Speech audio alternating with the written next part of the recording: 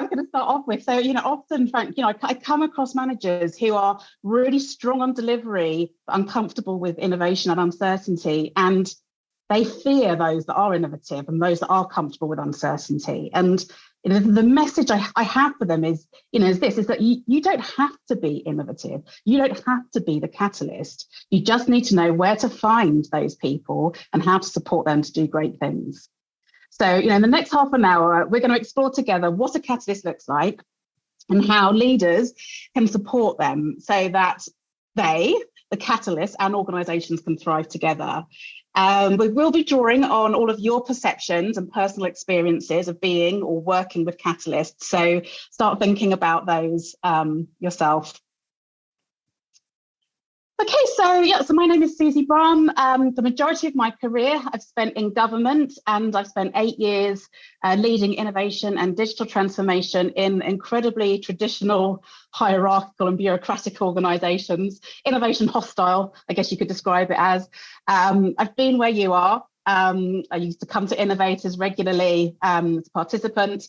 I have the battle scars of trying to lead innovation in a very difficult organisation. Actually came across the term organisational PTSD the other day. I thought, yeah, sounds familiar. My particular experience and interest and expertise is kind of where there's a cross-section between innovation, leadership and strategy. So that's particularly where I tend to focus my attention. I co-founded Yellowcat in 2020 with my partner, Katie Careless, and we provide training and coaching to corporate innovators and innovation leaders, as well as to startups, actually. And we predominantly work with individuals responsible for leading innovation, transformation, or other big change in their organizations.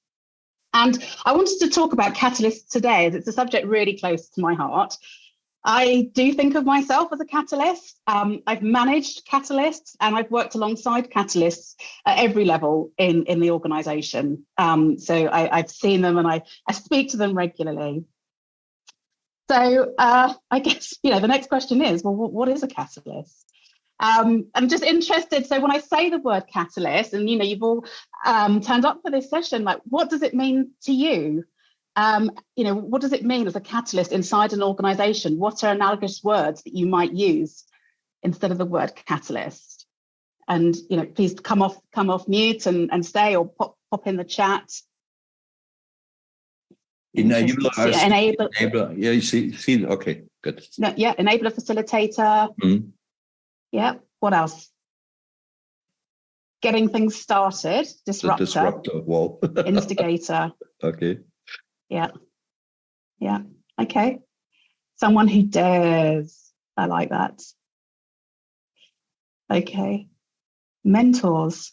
Nice. Okay. So these are some of the words that I came up with. Has that come up yet? No, it's not for some reason. So I'm clicking on the wrong thing. There we go. So here's some of the words that I've come up with. That I kind of think of and when I speak to others, and sometimes it's actually the sort of thing that people can be quite sensitive about, what the particular word is they use to describe themselves or to describe others. But yeah, for me, all of these words, like someone who agitates for change, innovator, entrepreneur, or entrepreneur, like the change maker or change agent, corporate explorer, I really like, and a rare breed. And I think that's one of the things I will sort of touch on. There's actually a book about, entitled Rare Breeds, and it is about these types of people. And they are rare. If you are one of these, you are rare. Like the majority of our organizations are not full of them. And thank God, actually, or we'd have absolute chaos. So where do we find our catalysts and what do they look like? So I'm really curious to know, like, if there's anyone here who sees themselves as a catalyst, what do you think are your traits? How are you different compared to others in your organization? Or if you manage a catalyst, like, how do you see those individuals as different? And again, feel free to come off mute and just speak during the conversation or pop in the chat, whatever you're more comfortable with.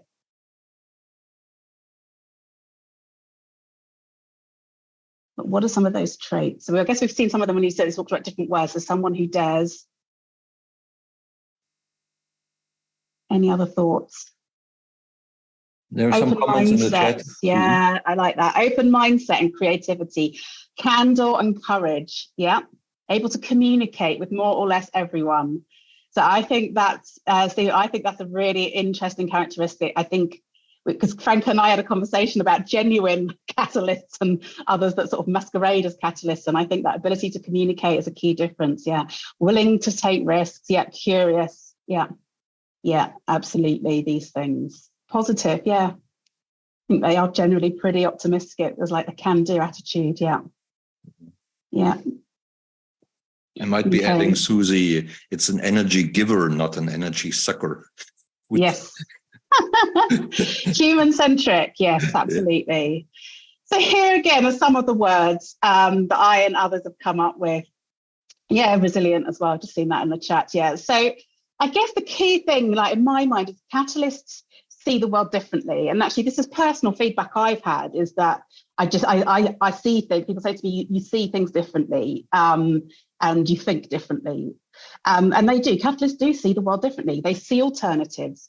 They see opportunity where others see problems. They typically love a challenge, and they're actually excited by a challenge and can't wait to get stuck in. They're not nervous about it. They're curious. We've had the word curious. Absolutely. They're curious about how things work and why things are as they are. I think one of the most obvious traits of a catalyst is they ask questions all the time. They often ask questions no one else is asking, and they often ask questions that are difficult to answer as well, which can provoke others to think differently. But being on receiving end of that sometimes can make people feel defensive as well, and they can feel annoyed as well when they're asked really difficult questions. They do have a really strong growth mindset, so somebody's already mentioned that, and they're always looking to learn more. And I think one of the big traits of catalysts is they want everything, they know everything can be better, including themselves, and they want everything to be better. Like nothing is ever the finished article, it can always improve. I think catalysts are really impact driven and mission driven. They care and they want to see things change for the better. They can be really relentless and tenacious about pursuing what they believe to be the right course of action, potentially, I think, to the point of obsession if they're not careful. And to do that, they draw on these huge reserves of resilience, which somebody else has mentioned in the chat. And they continue pushing to make progress, even when they're continually facing like one organizational blocker after another. They try something and it doesn't work, and they try another route and then another route, and they're very hesitant to give up, which is a whole other topic actually we could go into. And this is because they're passionate and they care about, the things they care about, they're really passionate about. And their energy is often like quite abundant, apparent. They're often quite engaging and charismatic people as well. And then on to that point, somebody said like they're good communicators. They are generally like real genuine catalysts are collaborative, and they're actually really like astute, politically astute. They know how far they can push people and push organizational boundaries, and they connect and engage people across their organizations. They're the sort of people who seem to know everyone, and they constantly make those links.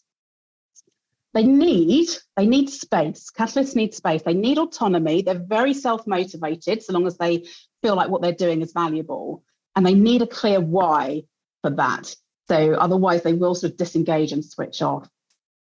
So I'm curious again to hear from people who feel like they are catalysts. How does it feel to be a catalyst, particularly in a traditional organization?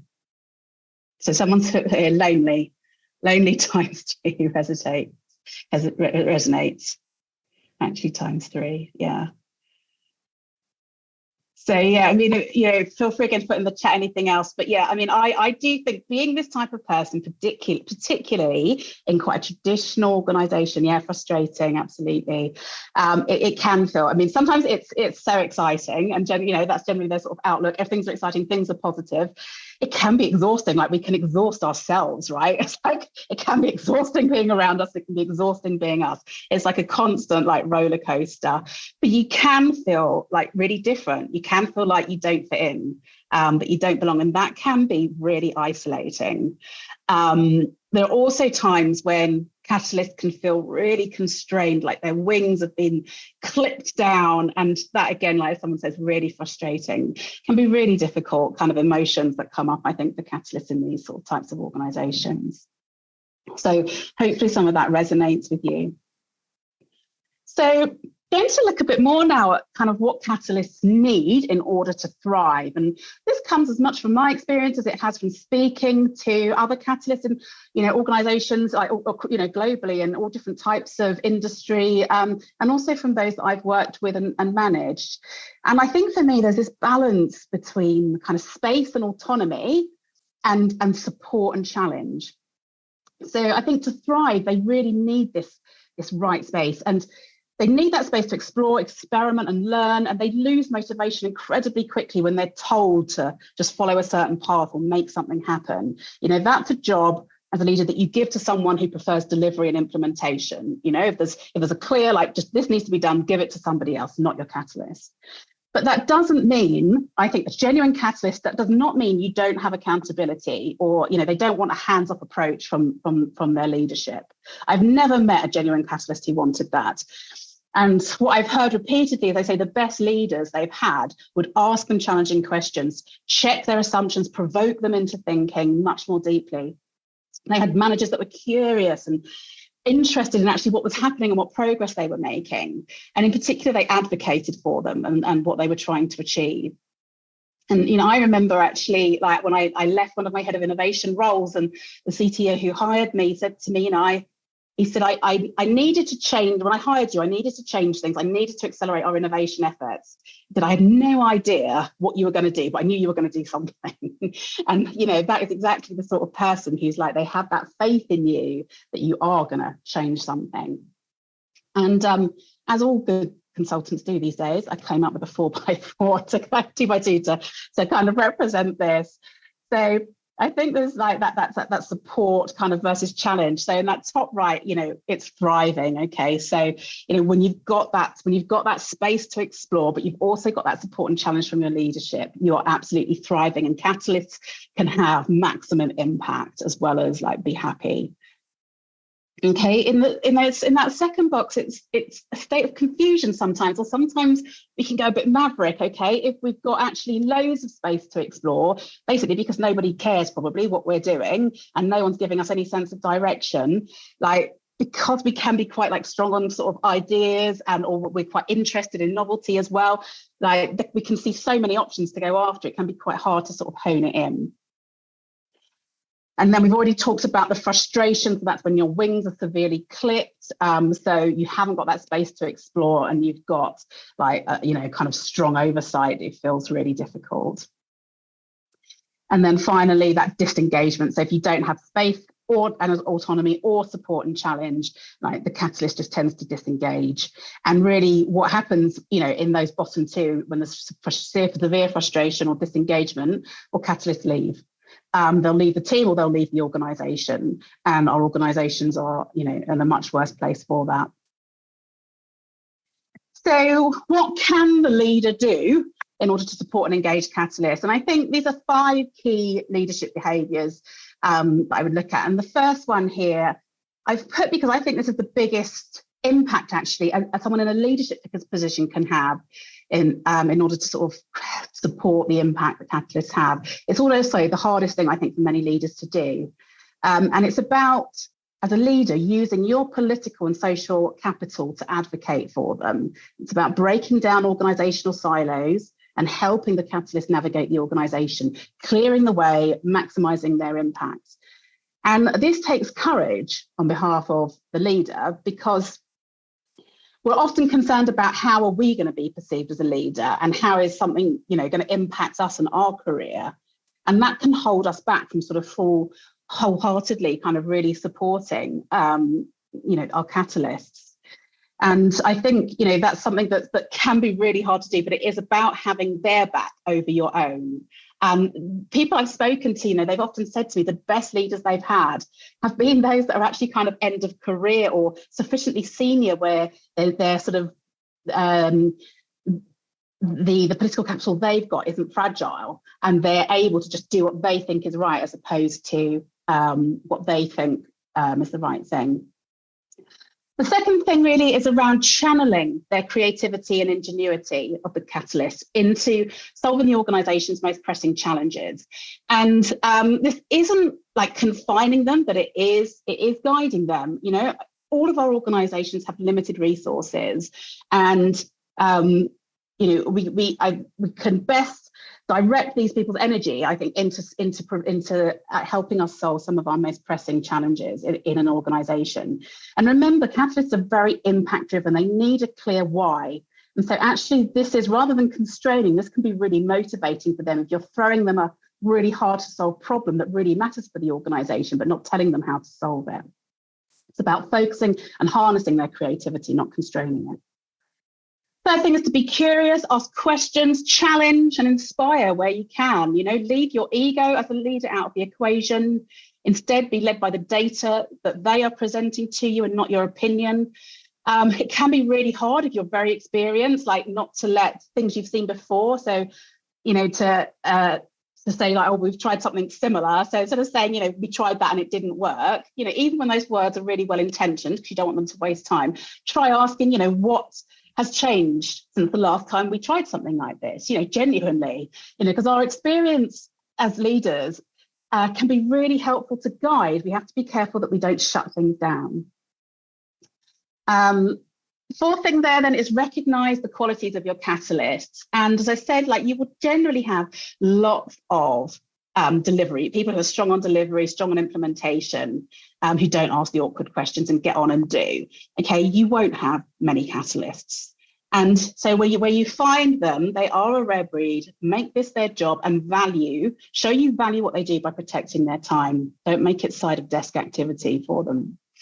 And then finally, it is about that space to explore. So don't push them to execute prematurely, and be honest about this. So I think one thing every catalyst I've spoken to, myself included, have faced is where they're asked to explore a problem, but then kind of 2 weeks in, it's kind of like, you kind of had 2 weeks now, can you just go and do this or go and do that? And basically something that was already in their head. And that's disingenuous, it erodes trust. Just don't do it as a leader. And every catalyst I've ever spoken to has felt resentful and kind of duped when they've got to that situation. So don't shut down the exploration too early. So I guess if I've got, if there's anyone on the call, I'd love to hear in the Q&A who, works with or manages catalysts. I guess looking at those behaviours, is there, just one thing that you think, yeah, actually, I probably do that a little bit and I could do differently starting today to better support the catalysts, in your life? So that is it. Go forth, find your catalysts, have their backs, and the two of you, whether you're a catalyst or not, can do amazing things. Thanks, Susie. Thanks for this presentation. Now, over to the audience, what are the questions that are top of your mind? Questions that you would like to fire out for Susie in relating to past experiences or new thoughts on to be built? Anyone with a question? I'd love to hear people's reflections as well. Like, does it resonate? Do they see this in themselves? Do they see that in others? Like, what challenges have they faced, either managing or being a catalyst? I think, Susie, I'd like to hear your perspective on, the emerging catalysts. I think you see this potential in people. Sometimes they may be in different roles. They may be tangencies to your core activity. And how do you foster that and grow that in your organization? Because you see these little splashes of brilliance, and there's something there. I said it's the seed under the ground, with the roots forming, but you haven't seen the bud yet. And I'd be curious to hear your thoughts on how can you encourage some of this behavior to grow in people that have started, especially earlier in their career. Yeah. Before you answer, Susie, could you please stop screen sharing so that we see each other's faces? Yeah, there we go. Sure. Yeah, that's better. Great. That is a lovely question, and actually, it's just taken me back to so when I first sort of started in innovation. So I've said to you, I work for government. So I worked in national security, which is an even more kind of restrictive part of government, and I would not, before about 2000 and where are we? Before about 2014, I would not have thought of myself as a catalyst, okay, before that point. And when I first started, I think one of the things when you start to see that seed, and I think one of the things you will see in people who have that potential is that growth mindset. I think you will see people who are quite, who are curious and ask questions and who are kind of reflective as well, like able to, adapt and grow themselves. And I think that is probably like the first seed. And because when I first started innovation, someone asked me to lead on innovation and this new unit they were setting up to do, to look at how we did like operational capability development. And they asked me to lead an innovation. And my initial reaction was, well, I think you've got the wrong person. I can't even draw a stick figure. And he just looked at me, he's like, I don't think that's what it's about, No, he was right. And two things he did for me, okay, so people say to me, what do you think he saw in you? Why did he ask you to lead on innovation when you knew nothing about it? And I think what he saw in me was someone who was open-minded, who had that growth mindset and desire to learn.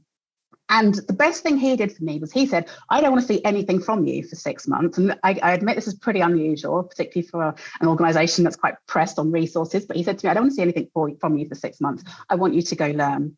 Go speak to other organisations, go to some conferences, start reading and learn about what innovation means, how other organisations are doing it. And then I want you to come back here and I want you to start trying things out. And I guess, and honestly, I can't begin, particularly from the sort of sheltered world that I was in, my eyes literally like popped open.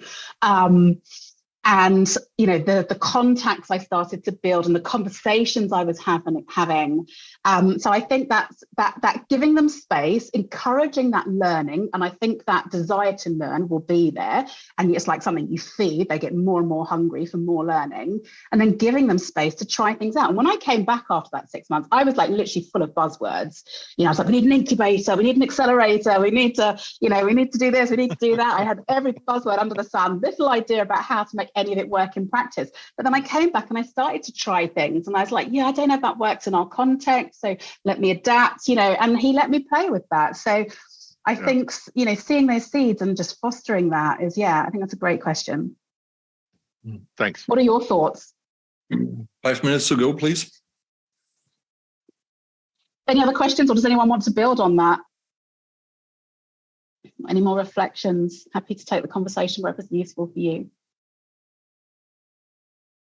So I would be interested, Susie, how do you empower, energize a corporate-wide network of catalysts? You spoke about how to find them in the various functions, but assume that we have found in every function, in every unit, a catalyst. What's the secret sauce on keeping those people aligned, connected, energized? Well, in my experience, they actually tend to find each other pretty quickly. It's like they've got a little secret beacon that only each other can see. So and again, other catalysts I've spoken to have actually found events like this super important. So, it's a bit like being a parent of a young child. It feels like, when you're in the organization, it can be draining, like it's sucking energy, sucking out of everything you've got. And you've got to find places that fill your cup back up is what I always describe it as. And so for me, like finding, and often, a lot of catalysts I've spoken to, and I didn't often get it. I wasn't getting a lot of inspiration from like leadership in my organization. You need to find that inspiration somewhere to continue. So, like thought leadership that I was like, reaching out to outside of my organization, but also within the organization, finding those other catalysts. We did set up networks. We would have learning sessions, where we would share, like if there's a book we'd read or a course we'd done or a conference we'd gone to, just talking about what we'd learned and had we tried it out in practice, and, just getting that inspiration, or bring a challenge to the group. Say, I'm really struggling, with this at the moment. Has anyone else done that? We actually had cross organizations, across government, different organizations coming together to support each other in that context. But I think, doing that and also encouraging like their networks to grow, so they can find that support and inspiration as and when they need it. Because it is like, you can feel like the insane person a lot of the time, and you just need someone to go, you're not totally insane, like you are on the right track, it's just really hard. So it's great that you're all here, because I always found these sorts of things like incredibly helpful. Thanks a lot. We would have time for one more short question and a very short answer. And Alberta, could you please put down the links for the next session and for the community in the chat window? There they are. Short question, short answer. Well, we still have otherwise, one other thing I would just say is that if anyone's going to be in Lisbon, yeah, I've got an hour's session on this in Lisbon, and we'll talk about some of this today, but in more detail. But I also want to talk about from the catalyst perspective, how do you thrive and not die basically in a traditional organization? Because I think it can really take its toll on our energy and our kind of mental health and resilience in certain situations. So that's going to be something I'm going to be exploring in a bit more detail in Lisbon. If anyone's going, I would love to see you come and say hi. Super. I certainly will, Susie. I'm in Lisbon as well. Hope you are also. So thank you so much for being with us. And to the audience, you'll find the link to set that takes you to the next session, and another second link that for the community members would allow to continue the conversation already prior to Lisbon in the community part. So thank you very much. Hope you enjoyed this meeting as well, and have a good day. See you soon. Goodbye. Thanks. Bye.